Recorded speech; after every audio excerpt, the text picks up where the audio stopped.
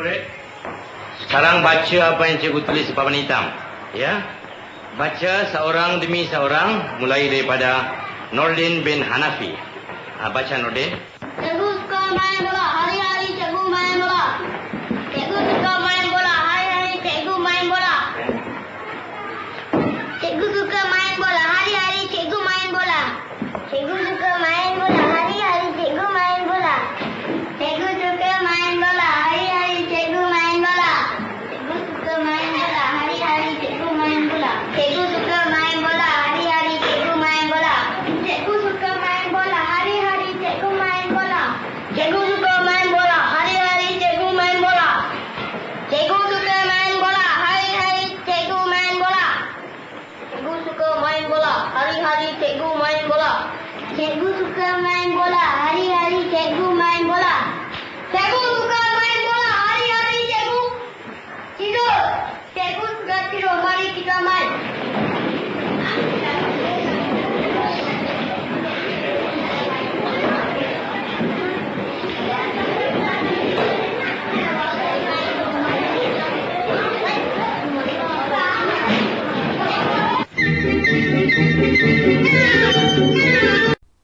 Assalamualaikum warahmatullahi wabarakatuh. Nama saya Nur Atirah binti Muhammad Safain, nombor metrik D230900077. InsyaAllah hari ini saya akan membentangkan mengenai perbezaan dan persamaan sistem pendidikan di Malaysia sebelum dan selepas merdeka. Okey, di bawah subjek falsafah dan perkembangan pendidikan di Malaysia oleh nama pensyarah oleh Dr. Muhammad Azhar bin Abdul Rahman. Okay, saya di bawah option pendidikan Islam rendah. Pengenalan. Sistem pendidikan Malaysia telah bermula sebelum kedatangan British lagi. Sejarah perkembangan pendidikan negara Malaysia boleh dibahagikan kepada dua bahagian, iaitu pendidikan sebelum kemerdekaan dari zaman penjajahan British hingga tahun 1956 dan pendidikan selepas kemerdekaan negara, iaitu selepas tahun 1957. Sebelum merdeka, sistem pendidikan terbahagi kepada dua jenis, iaitu sebelum penjajahan British dan semasa penjajahan British. Sebelum penjajahan British dinamakan sistem pondok. Sistem pondok ini dijalankan di pondok, madrasah dan sekolah agama. Kemudian, semasa penjajahan British dinamakan sistem pendidikan vernacular, di mana dijalankan di sekolah-sekolah vernacular, iaitu sekolah Melayu untuk orang Melayu, sekolah Cina untuk orang Cina, sekolah Tamil untuk orang Tamil dan sekolah Inggeris untuk orang Inggeris, serta sekolah agama untuk orang yang beragama Islam sahaja. Okay, kemudian sistem pendidikan selepas merdeka dinamakan sistem pendidikan sama rata. Sistem pendidikan ini dijalankan di sekolah kebangsaan dan sekolah jenis kebangsaan. Okay, kita tengok sebelum kita masuk satu persatu, kita tengok dulu susul galur pendidikan di Malaysia. Bermula pada zaman pasca merdeka, di mana Ordinan Pelajaran 1957 dan Akta Pelajaran 1961 turut digubal, di mana bahasa Melayu sebagai bahasa pengantar utama pada semua peringkat pendidikan. Kemudian muncul pula zaman dasar ekonomi baru, iaitu dasar pendidikan yang disemak semula oleh Jawatankuasa Kabinet pada tahun 1979, lalu mencadangkan strategi baru bagi memantapkan sistem pendidikan, iaitu KBSR dan KBSM. Susul galur seterusnya iaitu zaman dasar pembangunan negara. Pada zaman ini, perkembangan ICT dalam pendidikan termasuk penubuhan sekolah bestari pada tahun 1966 dan menaikkan taraf kelayakan guru-guru pada zaman tersebut. Kemudian muncul zaman dasar wawasan negara sehingga kini. Kewujudan sekolah wawasan mengutamakan perpaduan negara dan KASR yang mementingkan penguasaan murid dalam 4M, iaitu membaca, menulis, mengira, menakur serta semangat patriotik. Okay, kita tengok sebelum merdeka. Sebelum zaman kolonialisme British, murid-murid diajar mengaji dan membaca Al-Quran serta cara-cara bersembahyang di masjid, di surau dan madrasah. Okay, bahasa pengantar pada zaman ini ialah bahasa Arab. Dan guru biasanya terdiri daripada imam-imam masjid. Ciri-ciri zaman sebelum merdeka. Pada zaman ini, pendidikan setiap sekolah khusus untuk satu kaum tertentu sahaja. Setiap sekolah menggunakan bahasa pengantar, buku teks dan sukatan pelajaran yang berbeza. Sekolah dibina di kawasan tertentu seperti di ladang, di bandar dan di kampung. Dan pada zaman sebelum mereka ini tidak menyediakan pelajaran vocational dan teknikal. Kita tengok laporan pendidikan pada zaman sebelum merdeka. First, laporan Cheeseman iaitu 1946. Laporan ini dia membina semula sistem pendidikan bagi menjamin setiap jenis sistem sekolah dapat diperkembang sepenuhnya. Kemudian adanya laporan Barnes pada tahun 1950. Laporan ini adalah untuk menyemak dan memperbaiki keadaan pendidikan kaum Melayu. Selanjutnya laporan Fenwu iaitu 1951. Laporan ini untuk menyemak pendidikan bagi kaum Cina saja. Kemudian Ordinan Pelajaran pada tahun 1952. Ordinan ini mengesyorkan sekolah kebangsaan sebagai corak sistem persekolahan kebangsaan. Kemudian laporan Razak pada tahun 1956 meletakkan asas bagi perkembangan sistem pendidikan untuk memupuk perpaduan. Seterusnya, sistem pendidikan awal kemerdekaan sehingga masa kini, di mana mengamalkan sistem pendidikan ke arah kebangsaan. Dalam sistem ini bermulanya selepas nak masuk sistem selepas merdeka. Dalam sistem pendidikan ini, wujudnya Penyata Razak 1946, Laporan Rahmat Talib 1960, Laporan Aminuddin Baki 1964, Rancangan Malaysia iaitu yang pertama pada tahun 1966 hingga 1970, iaitu dalam Ordinan Pelajaran 1967. Kemudian Rancangan Malaysia yang kedua pada tahun 1971 hingga 1975. Kemudian Rancangan Malaysia yang ketiga iaitu 1976 hingga 1980. Kemudian akan dibincang laporan jawatan kuasa kabinet pada waktu itu pada 1979 serta Akta Pendidikan 1995 hingga 1996. Ini adalah sistem pendidikan iaitu sistem pendidikan selepas kemerdekaan yang akan dijalankan. Selepas merdeka. Menjelang merdeka timbul kesedaran untuk mewujudkan satu sistem persekolahan. Maka beberapa jawatan kuasa telah ditubuhkan untuk mengkaji sistem persekolahan pada masa itu. Atas kesedaran tentang perlunya sistem pendidikan yang sesuai untuk sesebuah negara merdeka, maka lahir satu dasar pendidikan kebangsaan melalui Penyata Razak 1956 yang termaktub dalam Ordinan Pelajaran 1957. Okey, kita tengok satu-satu laporan pendidikan selepas kemerdekaan, iaitu Laporan Rahmat Talib 1960. Okey, laporan ini diluluskan di Parlimen dan diwatakan sebagai Akta Pelajaran 1961. Kemudian sejak perwataan Akta 1961 tu, perkembangan pendidikan negara seterusnya berdasarkan polisi Akta Pelajaran 1961 ini. Kemudian Akta Pelajaran 1961 diasaskan dari Penyata Razak 1956 dan Laporan Rahmat Talib 1960 ini menekankan perpaduan negara dan penghasilan tenaga rakyat. Kemudian munculnya Akta Pendidikan 1961 ini adalah undang-undang pendidikan yang bersifat kebangsaan dan dikuatkuasakan di Malaysia. Akta ini wujud dengan asas cadangan daripada Laporan Razak dan Laporan Rahmat Talib. Kemudian Laporan Aminuddin Baki pada 1964. Aminuddin Baki ini adalah wakil tunggal yang dilantik untuk menganggotai semua jawatan kuasa yang terlibat dengan sistem pendidikan, di mana wujudnya adalah untuk mengkaji sistem pendidikan yang terdiri daripada pelbagai jurusan bagi sekolah menengah dan rendah untuk ganti sekolah pelajaran lanjutan. Laporan Amiluddin Baqi 1964 ini menegaskan tentang pelaksanaan pelbagai jenis kursus yang perlu ditawarkan kepada pelajar bagi melahirkan manusia yang berkemahiran setelah tamat pengajian. Seterusnya, laporan Jawatan Kuasa Kabinet 1979. Laporan pendidikan ini merupakan maklum balas dari Jawatan Kuasa Kabinet 1974. Pada September 1974, satu Jawatankuasa Kabinet ditubuhkan yang dipengerusi oleh Tun Dr. Mahathir yang merupakan Menteri Pendidikan pada masa itu. Tujuan laporan ini adalah untuk mengkaji semula matlamat serta keberkesanan sistem pendidikan yang diamalkan.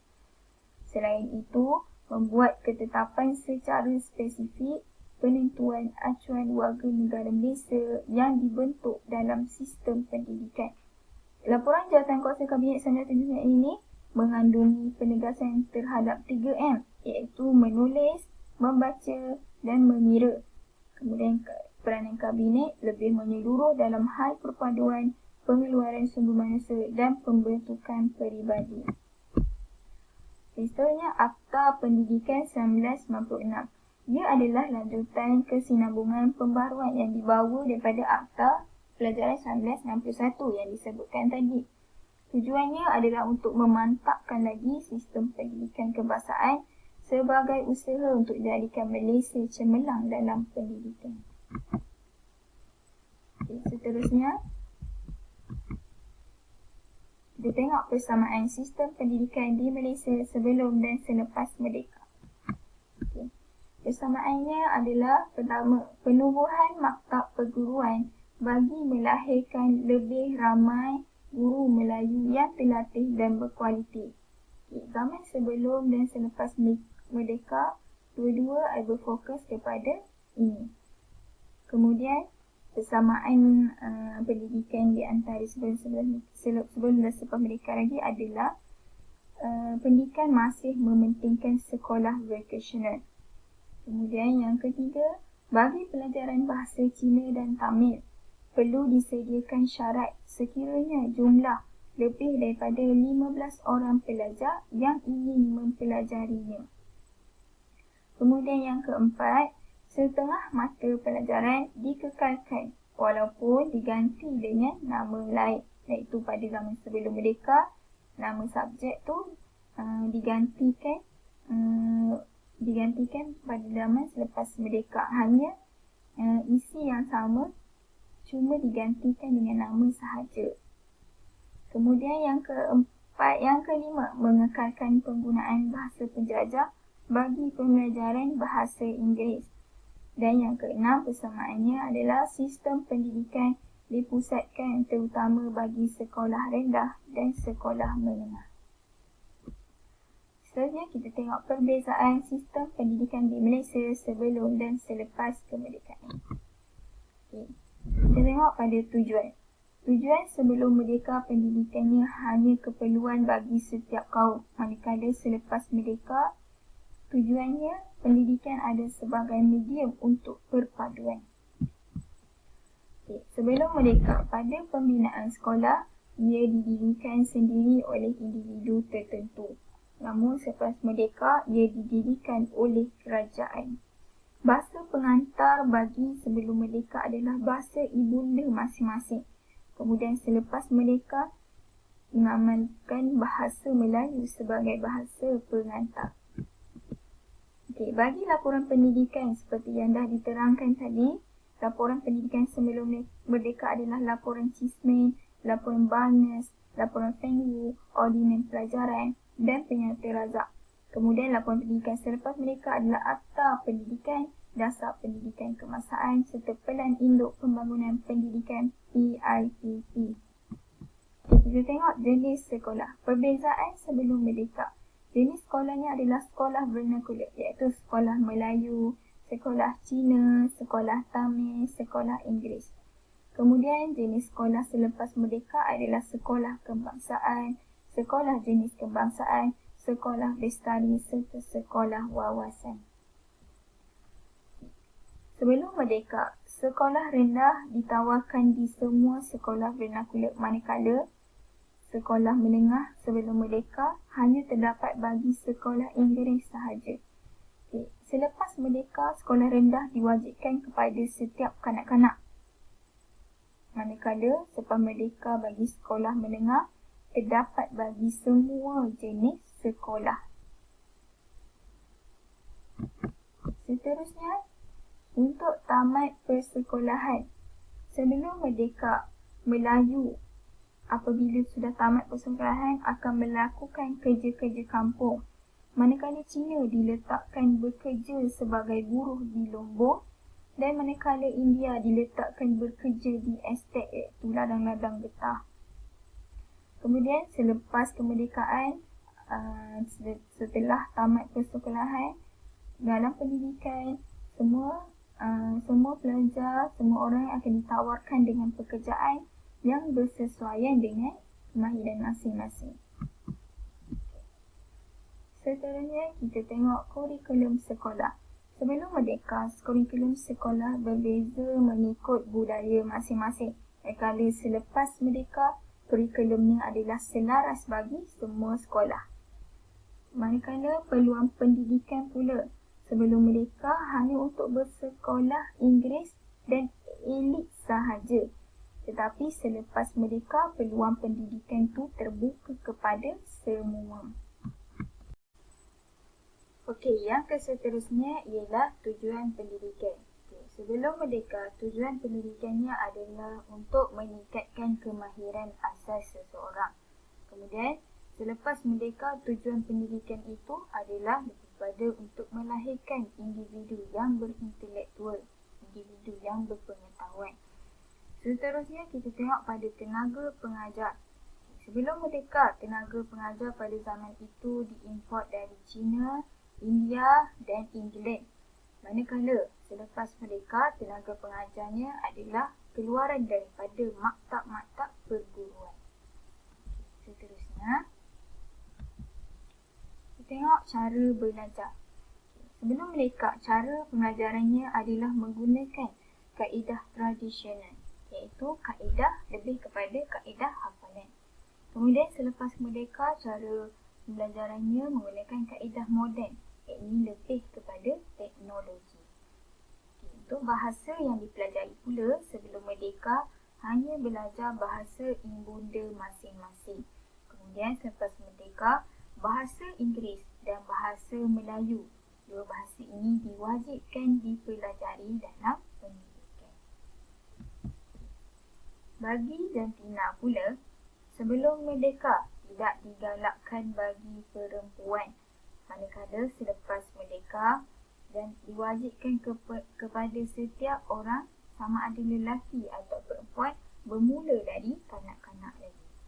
Bagi yuran persekolahan sebelum merdeka perlu dibayar, namun selepas merdeka kerajaan menyediakan pembangunan pendidikan secara percuma untuk beberapa tahun.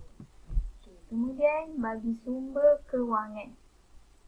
Sebelum merdeka, sumber kewangannya adalah secara perseorangan, iaitu mereka perlu bayar sendiri ataupun badan-badan tertentu yang akan menanggung pembelajaran mereka. Kemudian selepas merdeka, sumber kewangan yang boleh diperoleh adalah melalui kerajaan, melalui swasta ataupun NGO-NGO yang ada pada masa itu. Seterusnya pada lokasi sekolah. Sebelum merdeka, sekolah dilokasikan di bahagian luar bandar serta badan-badan tertentu. Manakala selepas merdeka, lokasi sekolah secara meluas iaitu di luar bandar dan di bandar juga.